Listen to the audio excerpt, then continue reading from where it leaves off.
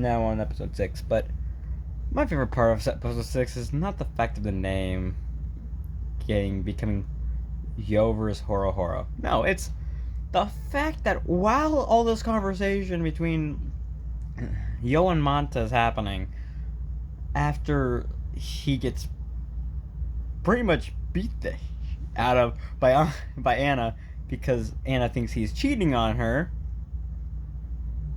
I'll let that one sink in for a second. Anna's 13. Yo is at like, I think he's like 13 to 15 at the moment. I'll let that sink in for a second.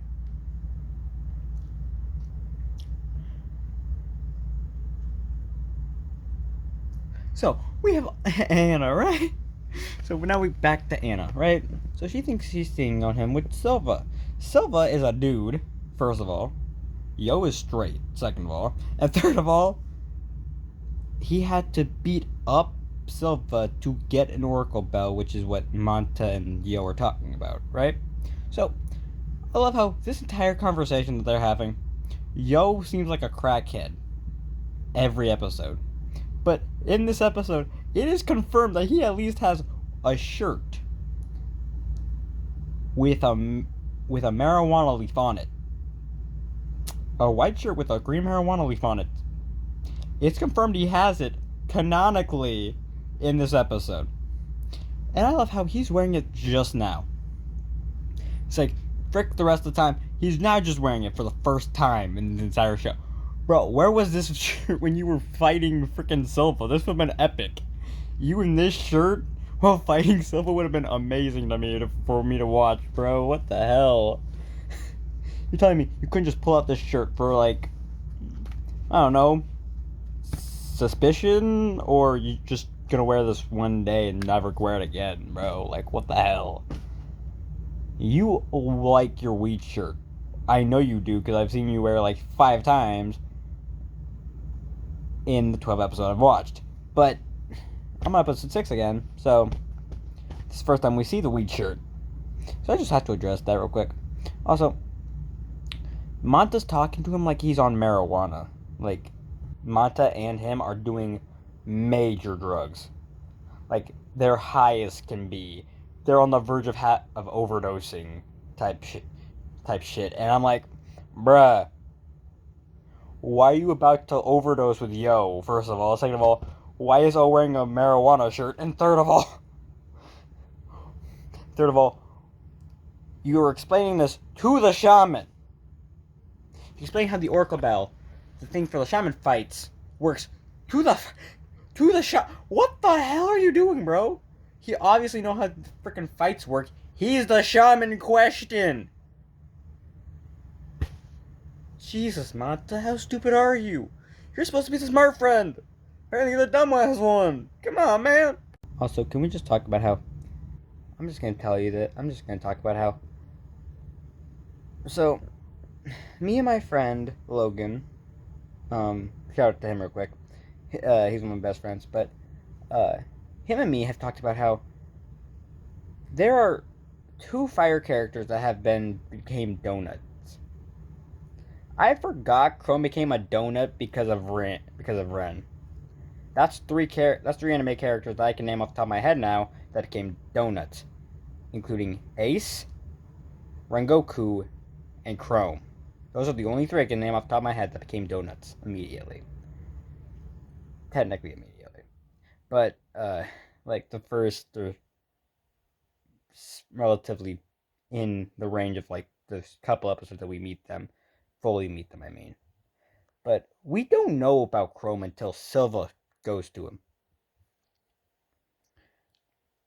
We talk about how Silva pretty much just got called out by his like, I don't remember if it's a patch or a pack, but his group for the officiants called him out for not being in uniform.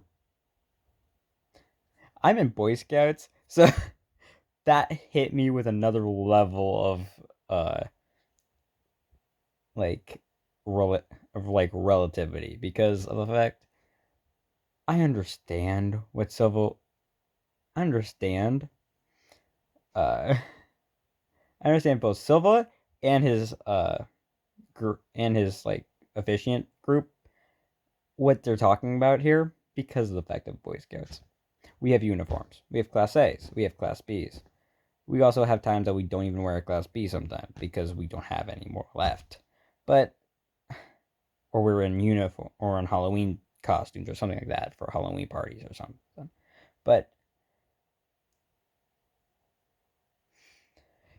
Silva got called out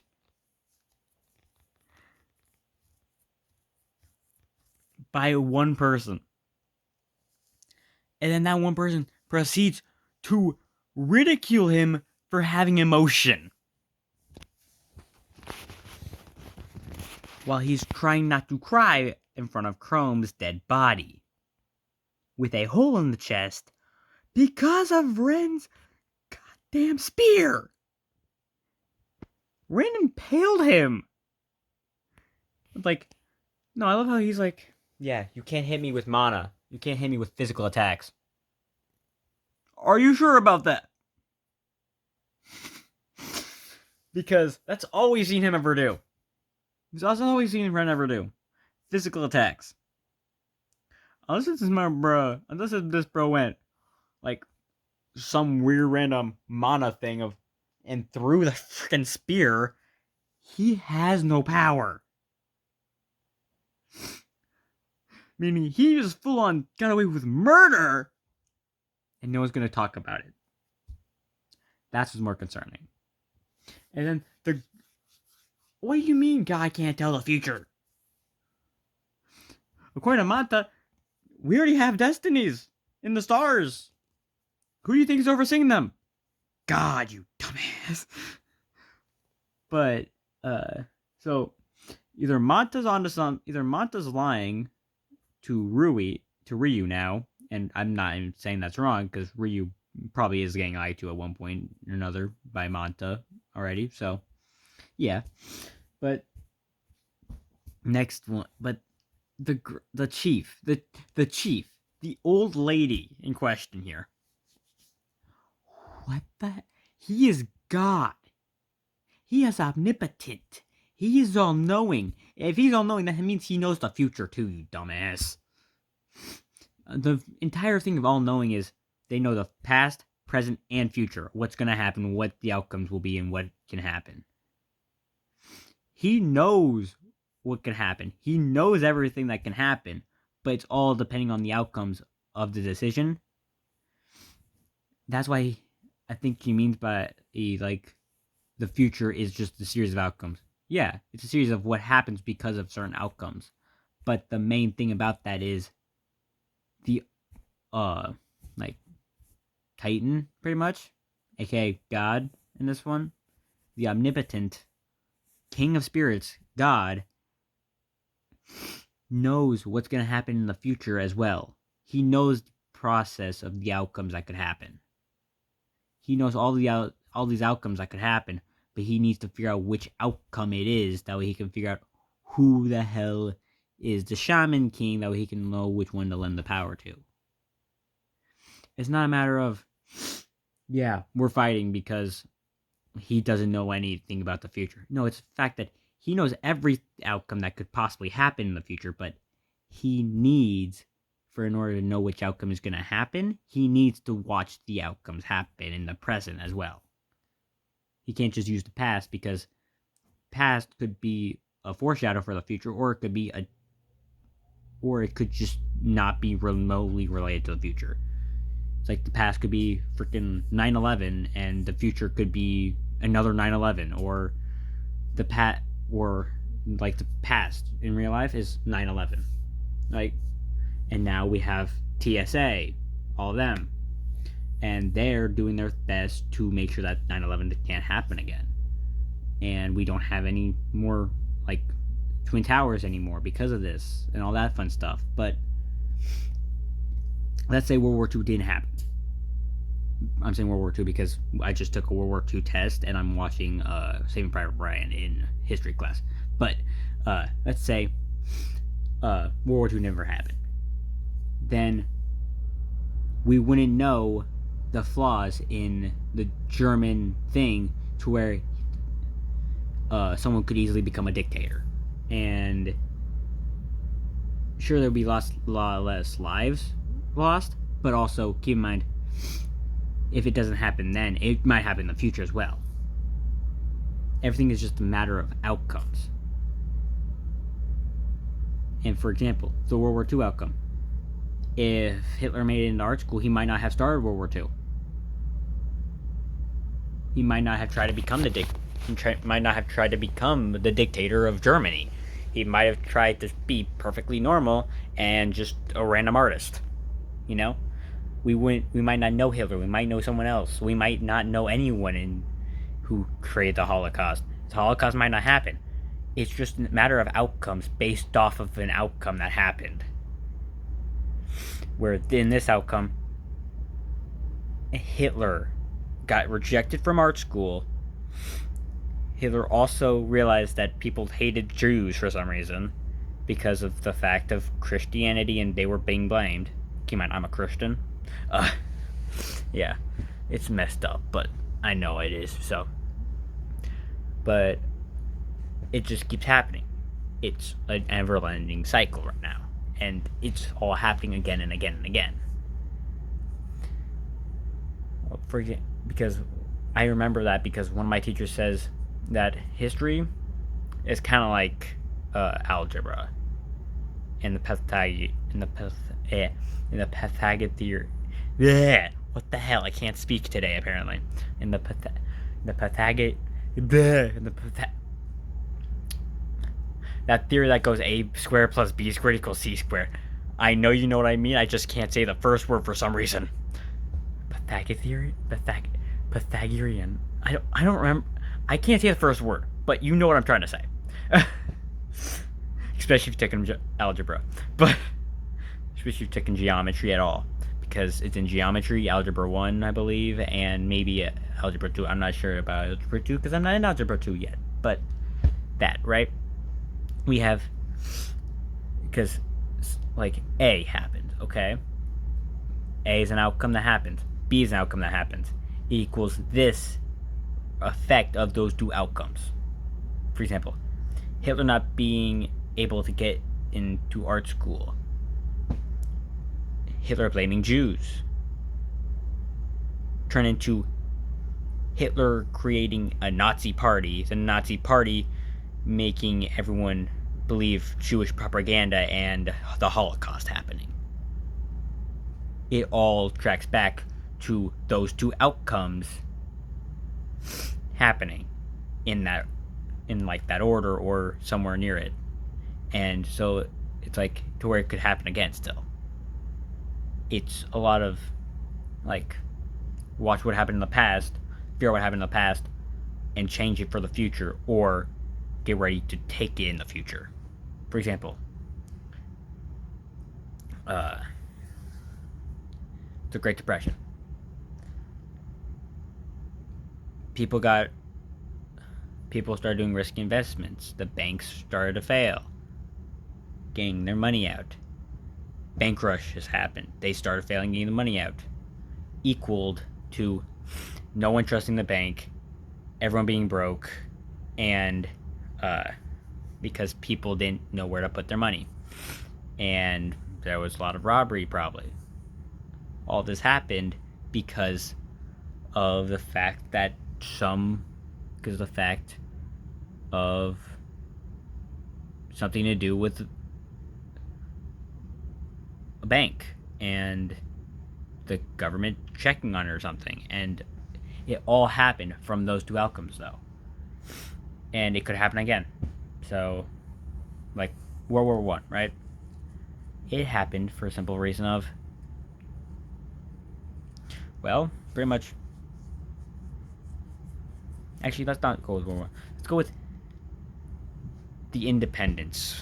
Let's go with the Civil War, right? Slavery.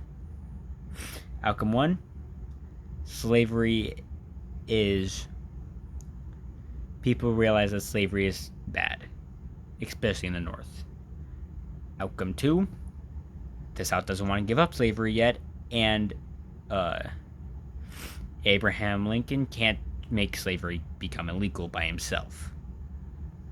Equals the Civil War, where Lincoln decided to make sure that this wouldn't happen again in the future, so he put the law in place that the war could not happen by saying that uh, slaves that slavery is abolished. And yeah, so now slavery can't happen because he made that law while he had the war, while he had the power of the war stuff, meaning that he could create any law he wanted. It also made us realize that we have a dictator technically if we go to war, which is why we don't go to war often in America. Because of the fact we could, if we go to war often, that means that we could have more of a dictator type rule, kind of like Germany did with Hitler, and like Italy did with Mussolini, and like the USSR. All of these things are dictators, uh, the the government realized this and is not going to change it because that's a change to the amendment. That's an amendment to the Constitution. Second of all, the Supreme Court has to get involved. Third of all, so does the. First of all, the legislative branch has to get involved with the judicial branch. Second of all, the judicial branch has to get involved with the executive branch and the legislative branch. Third of all, the executive branch has to get involved with both the branches again. So, yeah, it just seems like a lot of work. So we just don't go to war often because of it. And because we could have a dictator if we'd go to war with the wrong person in charge. For example, if we put it's probably the worst person I can think of for from previous presidents. I don't know. If we put like, I don't know. Let's say we put Donald Trump. We have Donald Trump as a president again, right? So we put Donald Trump in, like, we give Donald Trump the power of the War Pact, meaning he's now pretty much the dictator of America. He could immediately make us pay him or give us, he could give us more taxes, make us pay for him to put up a wall between America and Mexico like he tried to do in the past. And we wouldn't be able to do anything or say anything about it. We would have to do it. And everyone like me who's a boy, probably now girls and non-binaries and everyone else would have to go to war if they're under the age, if they're between like 18 and probably at this point 40s 50s. But if they're between these number of age, if they're between this age and this age, you have to go to war, no matter if you're boy, girl, non-binary, identify as a freaking chair. You have to go to war now. It won't matter what your pronouns are, what you are. You could be a literal lobster, and you would have to go to war. So, yeah. Also, how do I go from Shaman King to war after talking about weed and a marijuana shirt? If any of you kept up with that, please tell me in the comments below. I'm just actually curious if any of you actually kept up with me on this one.